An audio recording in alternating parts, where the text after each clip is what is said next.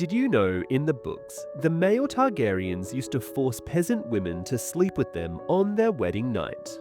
Gildain writes, "Indeed, until the reign of King Jaehaerys, the ancient right to the first night had always been invoked, mayhaps more oft on Dragonstone than anywhere else in the Seven Kingdoms, though good Queen Alysanne would surely have been shocked to hear it. Though the first night was greatly resented elsewhere, as Queen Alysanne had learnt in her women's councils, such feelings were muted upon Dragonstone, where Targaryens were rightly regarded as being closer to gods than the common run of men.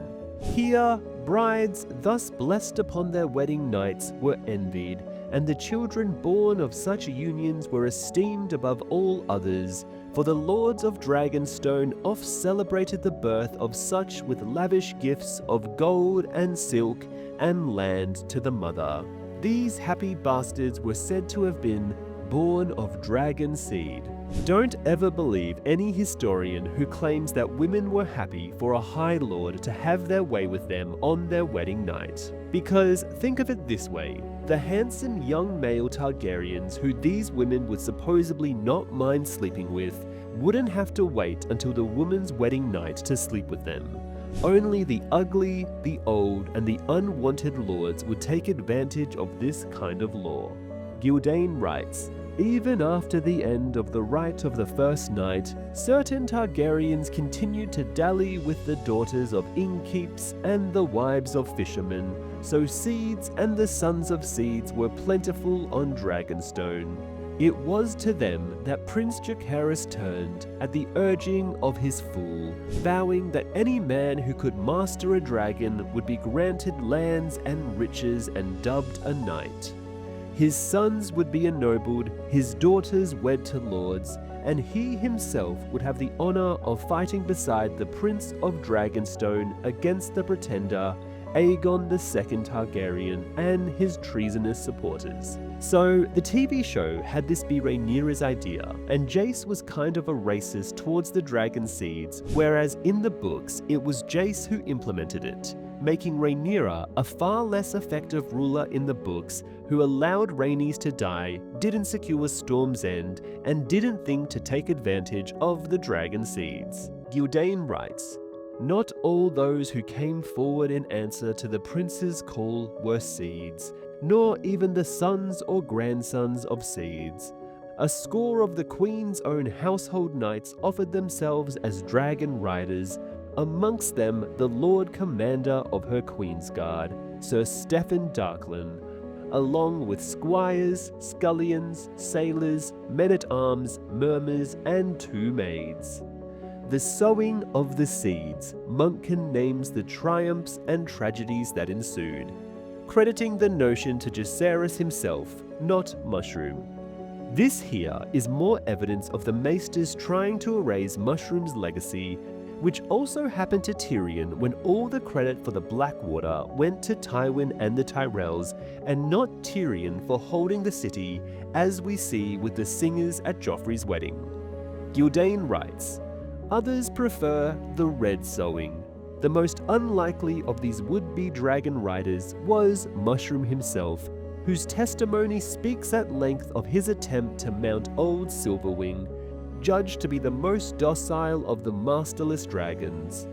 One of the dwarf's more amusing tales, it ends with Mushroom running across the ward of Dragonstone with the seat of his pantaloons on fire, and nigh drowning when he leapt into a well to quench the flames. Unlikely to be sure, but it does provide a droll moment in what was otherwise a ghastly business. Dragons are not horses. They do not easily accept men upon their backs, and when angered or threatened, they attack.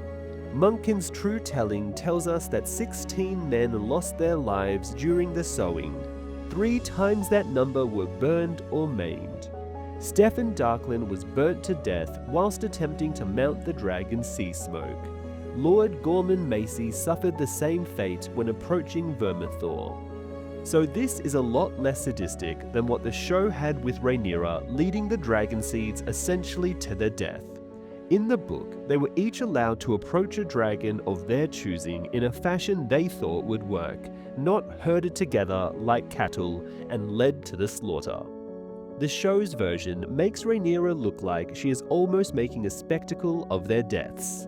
Gyldayn writes, "Yet Sea Smoke, Vermithor, and Silverwing were accustomed to men and tolerant of their presence. Having once been ridden, they were more accepting of new riders. Vermithor, the old king's own dragon, bent his neck to a blacksmith's bastard, a towering man called Hugh the Hammer, or Hard Hugh, whilst a pale-haired man-at-arms named Ulf the White for his hair, or Ulf the Sot for his drinking, mounted Silverwing, beloved of good Queen Alysanne. And Sea Smoke, who had once borne Laenor Valyrion, took onto his back a boy of 10 and 5, known as Addam of Hull, whose origins remain a matter of dispute amongst historians to this day." So this is very different from the show, where Sea Smoke tracked Addam down and made him his rider, which really made no sense, and Addam should have just gotten his dragon at the Red Sowing like everyone else, because nowhere in the books does something like this happen. But I guess the show is trying to imply Sea Smoke was looking for Lenore, who was still alive, and found Addam instead, as both of them are sons of Corlys. Gyldayn writes, "Addam and his brother, Alyn, 1 year younger, had been born to a woman named Merilda, the pretty young daughter of a shipwright. A familiar sight about her father's shipyards, the girl was better known as Mouse, for she was small, quick, and always underfoot. She was still 16 when she gave birth to Addam in 114 AC, and barely 18 when Alyn followed in 115. So that means Corlys was 61 when he slept with a 16-year-old Merilda, and Rhaenys was still alive and 40 years old. So was Laena, who was 22, and Lenore, who was 20, which means Corlys was sleeping with a woman younger than his children." Gyldayn writes, "Small and quick as their mother, these bastards of Hull were both silver of hair and purple of eye, and soon proved to have sea salt in their blood as well, growing up in their grandsire's shipyard and going to sea as ship's boys before the age of 8. Gyldayn writes, "When Addam was 10 and Alyn 9, their mother inherited the yards upon her own father's death, sold them, and used the coin to take to sea herself as the mistress of a trading cog she named Mouse. A canny trader and daring captain by 130 AC, Merilda of Hull owned 7 ships, and her bastard sons were always serving on one or the other.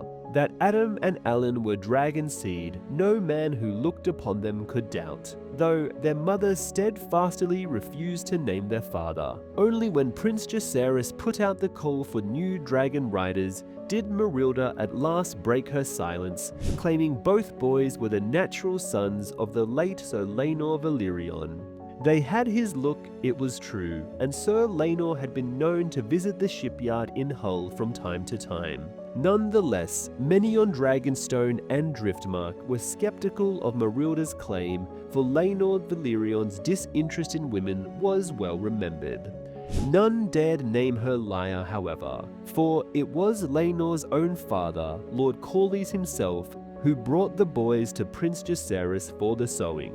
Having outlived all of his children and suffered the betrayal of his nephews and cousins, the sea snake seemed more than eager to accept these newfound grandsons. And when Addam of Hull mounted Sir Laenor's dragon, Sea Smoke, it seemed to prove the truth of his mother's claims. It should not surprise us, therefore, that Grand Maester Munkin and Septon Eustace both dutifully assert Sir Laenor's parentage.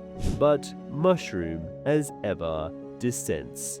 In his testimony, the fool puts forth the notion that the little mice had been sired not by the sea snake's son, but by the sea snake himself. Lord Corlys did not share Sir Laenor's erotic predispositions, he points out, and the whole shipyards were like unto a second home to him, whereas his son visited them less frequently. So this right here is proof that clearly Mushroom actually is the more reliable source when he chooses not to exaggerate or try to be funny. Since Addam and Alyn are clearly Corlys' children, and yet Eustace and Monken both claim that Lenore didn't get Rhaenyra pregnant, but got Marilda pregnant even though she lived at the docks where Lenore never frequented because he wasn't a sailor and had a dragon. Gyldayn writes, Princess Rhaenys, his wife, had the fiery temperament of many Targaryens, Mushroom says, and would not have taken kindly to her lord husband fathering bastards on a girl half her age, and a shipwright's daughter besides. Therefore, his lordship had prudently ended his shipyard trysts with Mouse after Alyn's birth, commanding her to keep her boys far from court. Only after the death of Princess Rhaenys did Lord Corlys at last feel able to bring his bastards safely forward.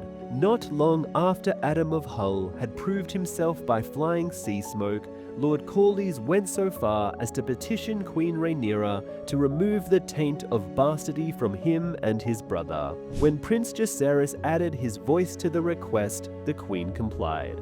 So, funny how the show uses this as a reason for Rhaenyra and Corlys to have a falling out in Season 3. But in the books, it is like a 2-second disagreement before Rhaenyra complies. Although it does make more sense in the show because Rhaenyra's children are bastards, whereas in the books, Rhaenyra's children are Lenore's, which is why Corlys and Rhaenys were super loyal to Rhaenyra and why Rhaenyra wouldn't care about legitimizing Addam. Although poor Baela not being allowed to inherit Driftmark because she is a woman. Gyldayn writes, Addam of Hull, Dragonseed and Bastard became Addam Valyrion, heir to Driftmark. Yet that did not write an end to the Red Sowing. Dragonstone's 3 wild dragons were less easily claimed than those that had known previous riders, yet attempts were made upon them all the same. Sheepstealer, a notably ugly mud-brown dragon, hatched when the old king was still young, had a taste for mutton, swooping down on shepherds' flocks from Driftmark to the Wendwater. He seldom harmed the shepherds unless they attempted to interfere with him, but had been known to devour the occasional sheepdog. Anyway, subscribe for more.